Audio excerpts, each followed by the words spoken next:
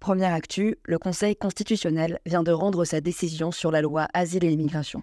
Il a largement censuré certaines mesures de ce texte qui dégradent historiquement les droits des personnes exilées. Ce texte reste tout de même dangereux, et le gouvernement a franchi des lignes rouges. Il est responsable d'avoir initié un débat nauséabond autour de mesures de la loi qu'il savait n'être pas conformes à la Constitution. L'État devrait être garant du droit constitutionnel, pas être celui qui le met en danger. Deuxième actu, dans la même matinée du 23 janvier, les autorités iraniennes ont exécuté 2 hommes.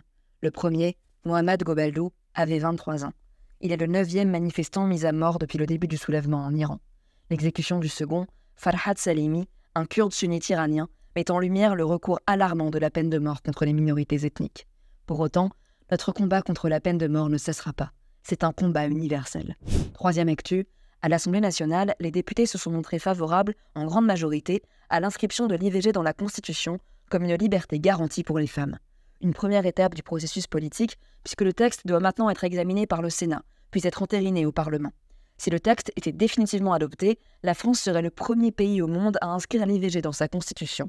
Il s'agit d'une garantie que l'avortement ne sera jamais remis en cause et un message fort adressé aux pays, comme la Pologne ou les États-Unis, en grave recul sur ce droit. Pour ne rien louper de l'actu des droits humains, abonnez-vous.